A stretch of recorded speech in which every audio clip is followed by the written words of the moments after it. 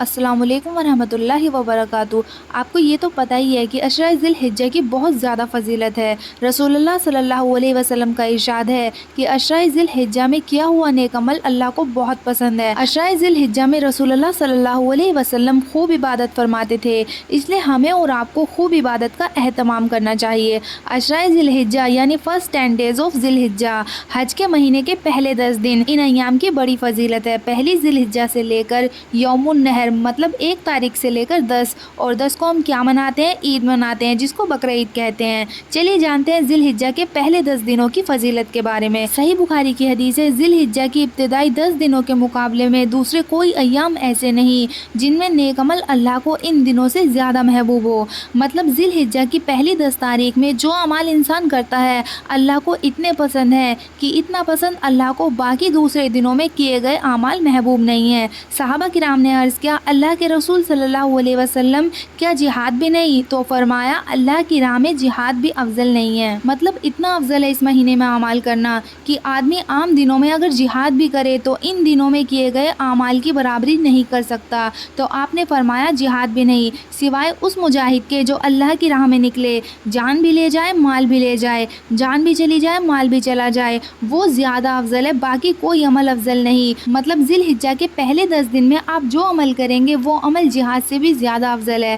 صرف اس مجاہد کے مقابلے میں ہمارا عمل کم ہوگا ان 10 دنوں کا جو مجاہد جان مال دونوں لے کے جائے اور کھپا دے، مطلب ختم ہو جائے، ورنہ باقی سارے اعمال ان دنوں میں افضل ہیں۔ تو پتہ یہ چلا کہ ان دنوں میں کیے گئے اعمال سب سے افضل ہے۔ حدیث میں یہ بھی آتا ہے کہ عشرہ ذی الحجہ میں روزہ رکھنے کا ثواب، ایک روزہ رکھنے کا ثواب 1 سال روزہ رکھنے کے برابر ہے، اور عشرہ ذی الحجہ کی رات میں عبادت کرنے کا ثواب لیلۃ القدر کی رات میں عبادت کرنے کے برابر ہے۔ اس لیے روزے رکھنے کا اہتمام کریں، اور رات میں اگر ہو سکے تو کچھ نہ کچھ ٹائم عبادت میں ضرور لگائیں۔ عشرہ ذی الحجہ میں جو روزے ہوتے ہیں وہ نفلی روزے ہوتے ہیں۔ رسول اللہ صلی اللہ علیہ وسلم 1 ذی الحجہ سے لے کر 9 ذی الحجہ تک روزے رکھا کرتے تھے، اور آپ صلی اللہ علیہ وسلم نے فرمایا کہ عشرہ ذی الحجہ میں روزے رکھنے کا ثواب بہت زیادہ ہے۔ صحابہ کرام بھی رکھا کرتے تھے، لیکن اگر ہمارے رمضان کے قضا روزے ہیں، ہمارے رمضان کے کچھ روزے چھوٹ گئے تھے، تو آپ ان روزوں کی قضا کرو، یہ زیادہ بہتر ہے۔ اور ایک حدیث میں حضرت عمر رضی اللہ تعالیٰ عنہ ارشاد فرماتے ہیں کہ رمضان المبارک کے روزوں کی قضا کے لیے مجھے ذی الحجہ کے 10 دنوں سے زیادہ کوئی دن محبوب نہیں ہے۔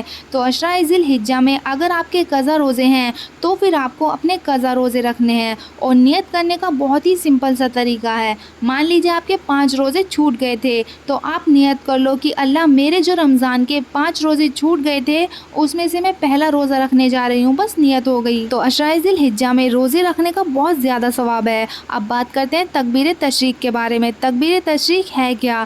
تکبیر تشریق یہ ہے، آپ اسکرین پر دیکھ سکتے ہیں، اللہ اکبر لا الہ الا اللہ واللہ اکبر وللہ الحمد۔ تو یہ ہے تکبیر تشریق، اور اس کو کب سے کب تک پڑھنا ہے؟ تو بہتر ہے کہ جب سے ذی الحجہ کا مہینہ شروع ہو تو ذی الحجہ کے عشرہ ذی الحجہ میں خاص طور پر ہمیں اپنی زبان کو تکبیر تشریق سے تر رکھنا چاہیے۔ جب خالی بیٹھے تو ہمیں یہی پڑھنا چاہیے۔ کیا پڑھنا چاہیے؟ تکبیر تشریق۔ عشرہ ذی الحجہ میں خاص طور پر تکبیر، تحمید، تسبیح، تحلیل، یہ ہمیں کثرت سے پڑھنا چاہیے، اور 9 ذی الحجہ سے لے کر 13 ذی الحجہ تک تکبیر تشریق پڑھنا ہر فرض نماز کے بعد واجب ہے۔